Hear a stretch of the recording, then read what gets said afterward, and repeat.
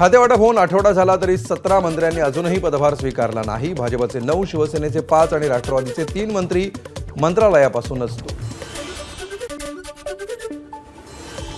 काही मंत्र्यांच्या दालनाचं काम सुरू असल्यामुळे पदभार स्वीकारायला उशीर। येत्या 4-5 दिवसांमध्ये सर्वच मंत्री पदभार स्वीकारतील, मंत्री शंभूराज देसाईंची प्रतिक्रिया। भाजपा प्रदेशाध्यक्षपदी रवींद्र चव्हाण यांचं नाव निश्चित। शिर्डीतील भाजपच्या अधिवेशनामध्ये अधिकृत घोषणा होण्याची शक्यता। प्रकाश आंबेडकरांनी घेतली मुख्यमंत्री फडणवीसांची भेट। दोघांमध्ये सागर निवासस्थानी बीड आणि परभणीच्या विषयावर चर्चा।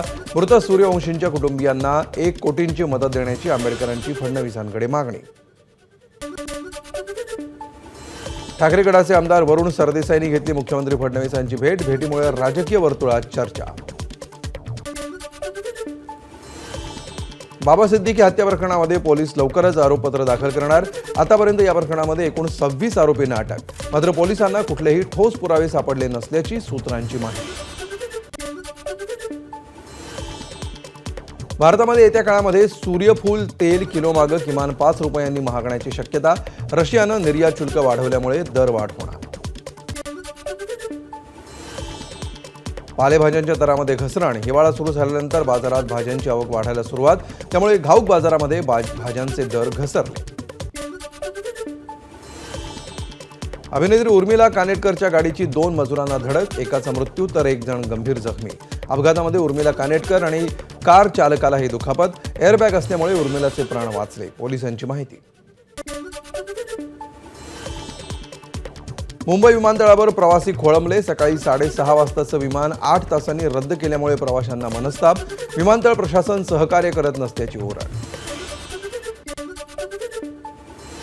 वायू प्रदूषण नियंत्रणासाठी मुंबई महापालिकेकडून युद्धपातळीवर प्रयत्न सुरू। अंधेरीत बांधकामातून निर्माण होणारी धूळ नियंत्रणात आणण्यासाठी पालिकेकडून पाणी फवारणी। मुंबईतील गोरेगावच्या सिद्धार्थनगरमध्ये गटार सफाईचं काम सुरू असताना जेसीबीमुळे घर कोसळलं। घटनेत 1 महिला गंभीर जखमी।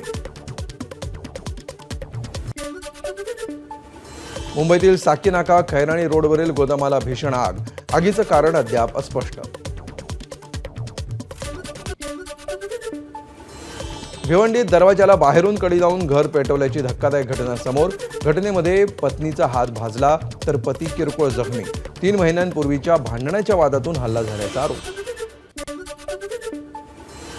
विविध कामांसाठी उद्या मध्य रेल्वेवर मेगा ब्लॉक। सीएसएमटी ते विद्याविहार दरम्यान अप आणि डाऊन धीम्या मार्गावर ब्लॉक घेण्यात येणार। पश्चिम रेल्वेवर आज रात्रकालीन ब्लॉक। लोअर परळ स्थानकात दोन्ही जलद मार्गिकांवर इलेक्ट्रॉनिक यंत्रणा कार्यान्वित करण्यासाठी ब्लॉक असणार। रविवारी हार्बर मार्गावरील पनवेल आणि वाशी स्थानकांदरम्यान ब्लॉक, त्यामुळे सीएसएमटीकडे जाणाऱ्या अप हार्बर मार्गावरील सेवा आणि पनवेल बेलापूरकडे जाणाऱ्या डाऊन हार्बर मार्गावरची सेवा रद्द होणार। पुण्याच्या राजगुरुनगरमधील घटनेच्या निषेधार्थ नागरिकांचा मोर्चा। आरोपीला फाशी देण्याची तहसीलदारांकडे मागणी। दौंड तालुक्यातील कुरखुम एमआयडीसी मधील अल्काइल अमाइन्स केमिकल लिमिटेड कंपनीमध्ये स्फोट। डिस्टिलेशन रेसिडेंट प्रेशर जास्त झाल्यामुळे स्फोट झाल्याची माहिती। आगीमध्ये 1 कामगार जखमी। इंदापूरमध्ये तब्बल 23,22,000 रुपयांचा गांजा जप्त। 2 आरोपींना 2 दिवसांची पोलीस कोठडी। जेजुरी गडाकडे जाणाऱ्या 3 रस्त्यांवरील अतिक्रमणावर कारवाई। भाविकांना गडावर जाण्यासाठी कसरत करावी लागत असल्यामुळे कारवाई। मुंबई पुणे महामार्गावरील भक्ती शक्ती चौकामध्ये डंपर उलटला। अपघातामुळे महामार्गावरची वाहतूक पर्यायी मार्गाने वळवल्यामुळे वाहतूक कोंडी टळली। सोलापूरमधील उजनी धरणाला अद्ययावत पर्यटन म्हणून विकसित करणार। जानेवारी अखेर उजनी धरणामध्ये बोटिंग सुविधा उपलब्ध होणार। जिल्हाधिकारी कुमार आशीर्वाद यांची माहिती।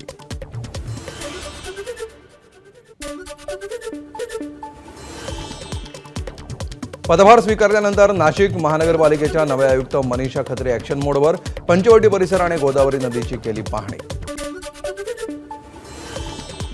नाशिकच्या मालेगावमध्ये प्रदूषणात वाढ। शहरातील कारखाने, अवजड वाहनांची वाहतूक आणि रस्त्यांच्या कामामुळे प्रदूषणात वाढ। नाशिकच्या निफाडमध्ये ढगाळ वातावरण। बदललेल्या वातावरणाचा द्राक्ष आणि कांद्यासह इतर पिकांना फटका बसण्याची शक्यता। नाशिकच्या कोपरगाव शहरामध्ये अवकाळी पावसाची हजेरी. अचानक आलेल्या पावसामुळे बाजारपेठेमध्ये आलेल्या ग्राहकांची धावपळ. नाशिकच्या येवला तालुक्यातील नगरसूल भागामध्ये अवकाळी पाऊस. गहू, कांदा, कापसासह काढणीला आलेल्या पिकांना पावसाचा फटका. जळगाव जिल्ह्यामध्ये वादळी वाऱ्यासह अवकाळी पाऊस. वादळी वारा आणि गारपिटीमुळे रावेर, यावल तालुक्यातील केळीचं सर्वाधिक नुकसान. तूर, हरभरा, गहू या रब्बी पिकांचंही नुकसान.